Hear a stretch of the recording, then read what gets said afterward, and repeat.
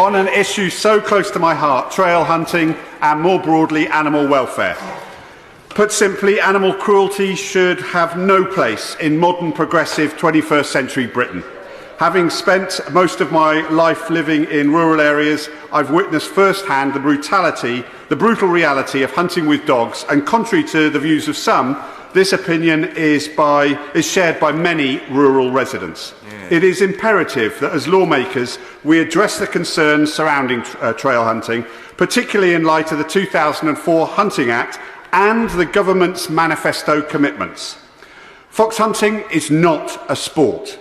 It is an activity that involves tracking, chasing and killing a fox, typically using a pack of hounds and riders on horseback. It was banned by the last Labour government in 2004 through the Hunting Act. Drag hunting is an activity similar to traditional fox hunting, but with a key difference, Mr. Speaker. Instead of hunting a live fox, a scent trail is artificially laid for the hounds to follow. The scent is usually created using a mixture of aniseed and other substances, and it is dragged along a predetermined route. Just to be clear, I have no issues with drag hunting. Now we come to trail hunting, the subject of this debate. I will give way. I thank my honourable friend for giving way. The RSPCA says that out-of-control hounds on trail hunts have harmed people, pets and themselves in residential areas. Does my honourable friend agree with me that it is urgent that trail hunting should be banned as soon as possible in order to close the loopholes in the Hunting Act of 2004? Can I just advise members, it's easier if you look to the microphone because we can't hear it. No, thank you, Ira. Right, go on, Paul. Well, I thank my honourable friend for that intervention, and I entirely agree with her. Trail hunting, as it is commonly understood, involves a pack of hounds following a scent trail laid by a human with the intention that hounds will follow that trail rather than chase and kill a wild animal. The functional difference between this and drag hunting is that animal-based scents of traditional hunting quarry are used in trail hunting. This is usually fox urine, body parts and carcasses of foxes, deer and hares that can also be used.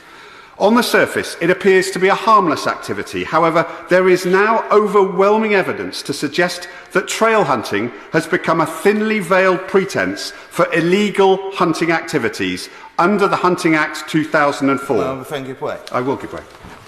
I'm grateful to my honourable friend for giving way and to go on this important debate. In my constituency, several hunts, including the Hayfrock hunt and the Warwickshire hunt, which crosses the county border, have been caught red-handed hunting living foxes.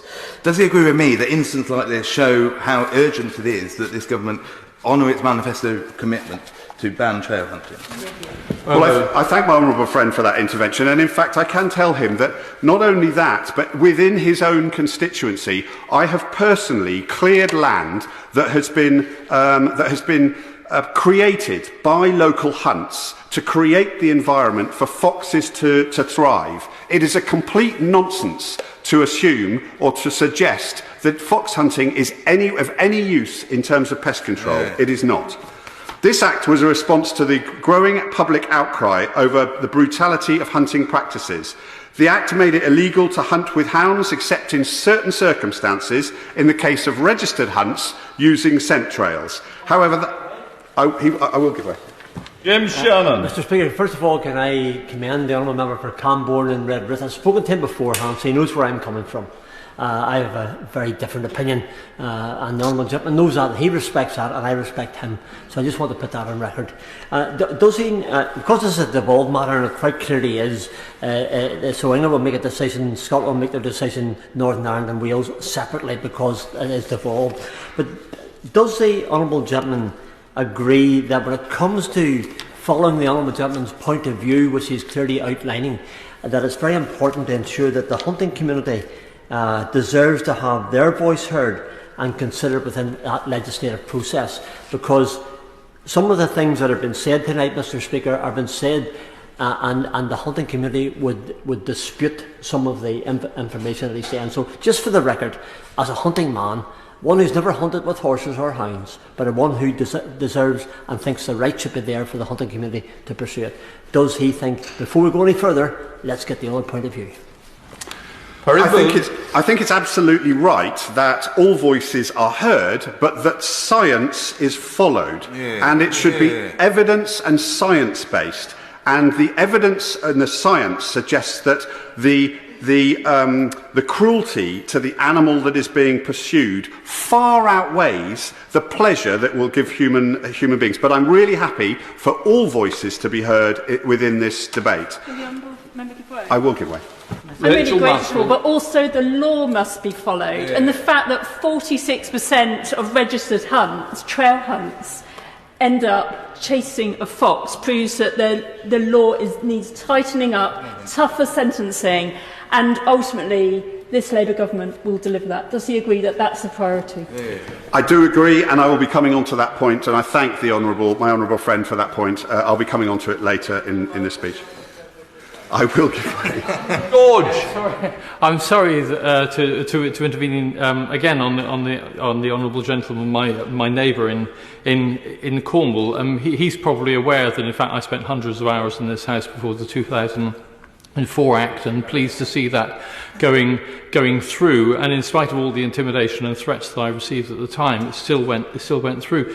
The point was made earlier that the voice of those people who get their kicks out of chasing wild animals for sport, need to be heard, and indeed they have been, because we've already heard that actually the leaders of these trail hunts admit that it is indeed a smokescreen. They've used that word themselves to describe what goes on with trail hunts. Well, I thank the honourable member for not just for the intervention, but for all of the work that he's done in the past to raise awareness of this, and I agree with him. So the Hunting Act did not go far enough. It left certain loopholes, particularly with the allowance for trail hunting, and it is that which has meant the law is often undermined, according to the RSPCA and the League Against Cruel Sports.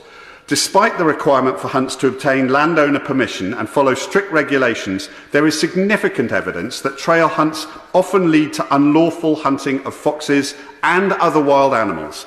According to sources in Cornwall, there are 5 foxhound packs. Alongside trail hunts, some of these packs have continued to illegally hunt foxes and have been filmed sending hounds to dig out foxes hiding in holes, woodlands and hedges.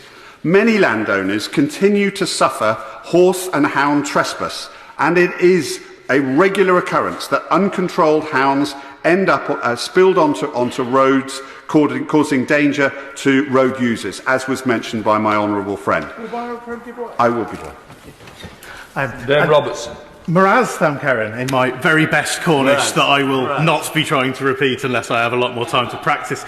I thank the honourable member for bringing this, and I think I'd just like to go back to the point he made earlier about the difference between drag hunting and trail hunting, because a lot of the very negative things that he's describing there would not come from a drag hunt where it's a predetermined route and it's not the right types of scent. So just for the avoidance of anybody who's listening at home, and particularly those people in the hunting communities who might be concerned, can we just reconfirm that this is about trail hunting, not drag hunting? Well, I thank my honourable friend for his intervention, and I can say once again that I have no issues with drag hunting. This is about trail hunting, and trail hunts are often deliberately laid in areas inhabited by foxes, increasing the likelihood of hounds disturbing, chasing and killing a fox or other animals when their scent of the live quarry is picked up. This is not an isolated incident. It's part of a broader pattern of behaviour that undermines the intent of the Hunting Act. For example, between August 2023 and March 2024, during the last hunting season, several reports were made of illegal hunting incidents, including cub hunting, where the claim of trail hunting was used as a defence. In many of these cases, the evidence suggests that the scent trail is often a formality, with hunts continuing to chase and kill wildlife. Several major landowners have taken steps to restrict trail hunting. The National Trust, the Natural Resources Wales and Forestry England have all banned trail hunting. Additionally, United Utilities and the Lake District National Park have suspended trail hunting activities, with the Lake District's National Park suspension described as indefinite. The Ministry of Defence has also halted the issuance of any licences for trail hunting on its land. Additionally, in February 2025, the National Lead on Fox Hunting Crime, Assistant Chief Constable Matt Longman, publicly stated that of all the cases that I have reviewed, and this is a point that was made earlier, where there have been successful prosecutions of the Hunting Act, trail hunting has been used as a defence. His comments reflect the disturbing reality. Trail hunting is providing a smokescreen for illegal fox hunting. I will give way. I'm very grateful to him. He's been very generous. His thesis seems to be that because the direct hunting of foxes was made illegal, trail hunting is being used as cover for this. Can I just ask him, what would happen if he had his way and trail hunting was banned as well? Would it not then be possible for drag hunting to be used in some way as a cover, once again, for illegal fox hunting? If so, isn't this an endless process, and shouldn't he perhaps come out and say straight away he wants every form of this activity stopped? I think twice now I have made the point that I have no issue with drag hunting, because with drag hunting the scent that they follow is not that of a carcass of an animal or urine of an animal. So the likelihood that it'll be dragged, that there will be wild animals included in drag hunting is much, much smaller.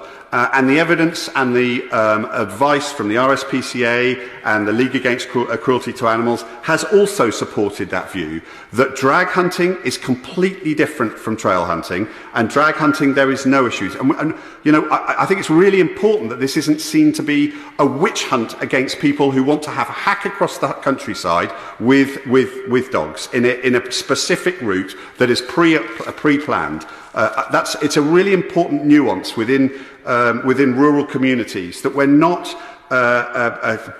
against all forms of horse riding. We want to make sure that wildlife is protected, the natural environment is protected. So I'm afraid, respectfully, I don't agree with the honourable member.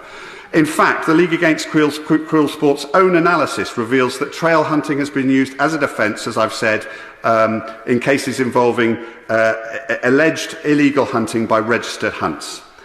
This highlights the major issues with the current legislation, as the existing law is often unable to sufficiently hold those to account who are flouting the regulations under the guise of trail hunting.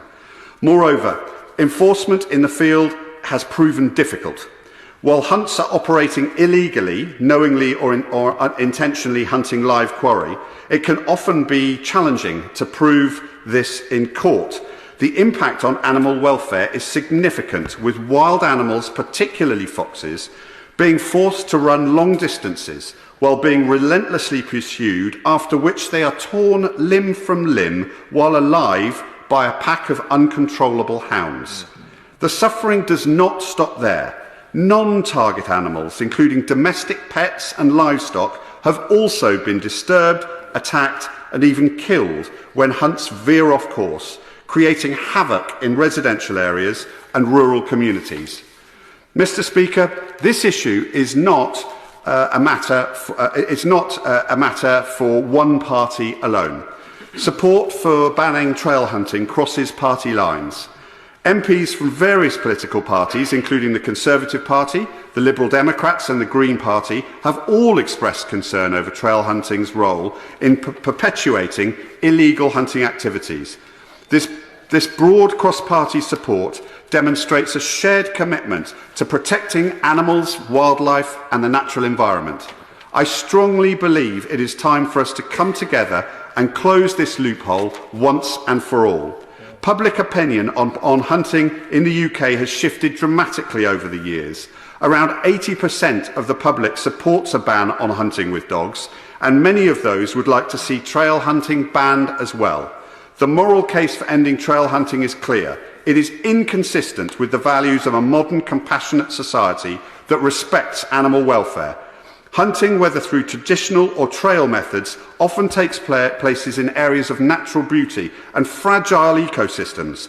The disturbance caused by hounds and hunters can have lasting effects on local wildlife, disrupt natural habitats, and leading to long-term ecological damage. With increasing concerns over biodiversity and the need to protect our natural environment, Banning trail hunting would be a positive step in safeguarding the UK's wildlife and habitats. We need to strengthen the Hunting Act 2004 to make sure it delivers the protection animals need. That means banning trail hunting, removing exemptions that enable illegal hunting, and introducing custodial sentences for those who break the law. In addition, we must extend... I will give way. I thank my honourable friend for giving way. He's making a very powerful case. Whilst a pledge to ban trail hunting is welcome, I fear it could be insufficient. If legislation focuses solely on this term alone, hunts may adopt new euphemisms to exploit existing loopholes to continue their activities. Does my honourable friend agree effective reform must go beyond symbolic bans and address the entire framework enabling illegal hunting to carry on? I thank my honourable friend for his intervention, and I agree with him. I was just going on to say, in addition to those changes, we must extend the time available to charge in illegal hunting cases, reverse the burden of proof of compliance with exemptions, and make hunting a notifiable offence. These steps would make it easier to enforce the law and ensure that those who break it face the consequences. I thank the Minister for his time today, and I look forward to his response on this issue. The way we treat our wildlife reflects the kind of society we are and the legacy we leave for future generations. For me, hunting animals with dogs is nothing less than a profoundly cruel activity. It was an activity which I, like most of my fellow Labour MPs, campaigned on during the general election to ban. Today I stand before this House to address why it is time to take decisive action and fulfil our promise to the electorate and end trail hunting in the United Kingdom once and for all. My question... I will give way. I thank the honourable gentleman. Mr. Speaker, I should declare an interest as the chair of the League Against Cruel Sports. Drag hunting was invented 200 years ago. It's a peaceful activity. Trail hunting isn't. It's designed to get around current legislation. Could I ask the honourable gentleman why he thinks that tradition of centuries is being ignored by the pro-hunting fraternity? Perran Moon. It's a very difficult question. I thank my honourable friend for his question. It's a very difficult one. I mean, society moves on. People's values change. And over the course of the last few decades, I think society has come to respect animal welfare far more than we ever have done before. Hunting was and is perceived to be a traditional rural activity, but that doesn't mean it's right. It's wrong. In modern 21st century Britain, it has to be banned. We have to bring in these changes. As I said before, I have no issues with people who want to have a hack across the countryside in a controlled manner. I have a profound problem if the outcome of that activity is the destruction of wild animals and the local environment. My question to the Minister is a simple one. When will the government make available parliamentary time to bring the necessary changes to the Hunting Act 2004 in order to ban trail hunting? Thank you. Minister. Thank you, Mr. Speaker, and may I start by congratulating my honourable friend on securing this his first adjournment debate and speaking with such knowledge and such passion about this important subject. And I welcome the valuable opportunity to close this debate by outlining the government's strong commitment to animal welfare priorities, including taking action on trail hunting. And can I also thank all those who intervened on his speech, because they also showed the interest and passion on this subject. Now, the government was elected on a mandate to introduce the most ambitious plans in a generation to improve animal welfare, and that is exactly what we will do. Banning trail hunting is only one part of this. We will also end puppy smuggling and puppy farming, ban the use of snare traps, and ban importation of hunting trophies. We are supporting the Animal Welfare Import of Dogs, Cats and Ferrets Bill, which will close loopholes in the non-commercial pet travel rules that are abused by unscrupulous traders. It will also give the government powers to prevent the supply of low-welfare pets to the United Kingdom. We will prohibit the bringing into Great Britain of puppies and kittens under 6 months old dogs and cats with non-exempt mutilations such as cropped ears and heavily pregnant dogs and cats. We are also committed to tackling low welfare dog breeding practices to bring an end to puppy farming. As part of this, we're carefully considering the results of the post-implementation review of the animal activity licensing regulations, the recommendations from EFRA's inquiry into pet welfare and abuse, and the Animal Welfare Committee's opinion on canine breeding practices. And as outlined in our manifesto, we'll also bring an end to the use of snare traps in England. I'm aware both the Welsh Government and the Scottish Government have brought in bans on the use of snares in recent years, and we're now considering the most effective way to deliver this commitment, and we'll be setting out next steps in due course. In the meantime, anyone using snares has a responsibility under the Animal Welfare Act 2006 to ensure that their activities do not harm protected species or cause any unnecessary suffering. The Government's also committed to banning the import of hunting trophies from endangered animals. The UK has a long history of championing global conservation, and this Government is carefully reviewing how to introduce effective legislation as soon as it is possible to do so. We welcome the establishment of the National Animal Welfare Panel by the All-Party Parliamentary Group on Animal Welfare and look forward to working with them in the future. As a recent report from the Animal Sentience Committee stated, there is work to do to improve compliance with animal welfare regulation, and we will be considering recommendations and proposals as we work to bring this about. Now, I know that members present today will share my deep concern about recent high-profile incidents of hare coursing, which have been in the news. Hare coursing is an abhorrent activity which can quickly shatter rural communities' sense of safety and security. It's a serious crime which is often carried out by organised criminal gangs, and it's vital that rural communities are protected by effective policing to ensure enforcement of the law. DEFRA, alongside the Home Office, is working jointly with the National Police Chiefs Council to deliver an updated rural and wildlife crime strategy. This joined-up approach between government and policing will help ensure the entire weight of government is brought to bear on tackling rural and wildlife crimes. The government's continuing to provide support to the National Wildlife Crime Unit alongside the National Rural Crime Unit. These units will receive £800,000 from the Home Office in 2025-26. And DEFRA will also provide the National Wildlife Crime Unit with a further £424,000 to help prevent and detect wildlife crime by obtaining and disseminating intelligence, undertaking analysis which highlights local or national threats, and directly assisting law enforcers in their investigations. This includes cases of cruelty to wildlife and supporting local police forces to take positive action against those who break the law through illegal fox hunting. Let me now turn to the primary focus of this debate, trail hunting. As we are aware, the Hunting Act 2004 made it an offence to hunt a wild mammal with dogs, except where it is carried out in accordance with the exemptions in the Act. Those found guilty under the Act are subject to the full force of the law. However, as many have said here today, the nature of trail hunting makes it difficult to ensure that wild mammals such as foxes are not endangered. The trail is not laid constantly, but is occasionally lifted for a distance and dropped again to allow the hounds to search for the scent.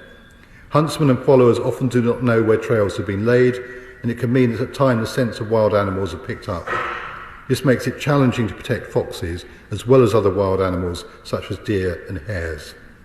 And from November 2023 to March 2024, as we've heard, the League Against Cruel Sports reported nearly 526 incidents of suspected illegal hunting and 870 incidents of hunts causing distress or nuisance. That is why the government is committed to going further by putting in place a ban on trail hunting. Now, my honourable friend asked for a specific timeline. I'm afraid at the moment I can't give him that, but I want to assure members that we're working to move this forward and will deliver a thorough consultation later this year to ensure that legislation brought forward is effective in practice and we understand its impact. I also appreciate, and we have heard, that there are people in this House who will not welcome a change in the law, and I want to reassure members here today that the government recognises the contribution made to the rural economy by supporting professions such as farriers, vets and feed merchants. We will of course look closely at the impact that any changes may make. We will of course consult relevant stakeholders at the appropriate time, and further announcements will be made in due course. More generally, moving forward, we will be pulling together an overarching approach to animal welfare across farmed animals, companion animals and wild animals. We've been meeting key stakeholders from each of these sectors and want to work in partnership with them on improving animal welfare. Let me conclude by thanking the Honourable Member for Camborne and Redruth for securing the debate here tonight, and I very much look forward to working closely with him in future to secure progress on this very important issue. The question is that this House do now adjourn. As many Whereas, Mr. Speaker, I'm delighted to secure my first adjournment debate and for it to be on an issue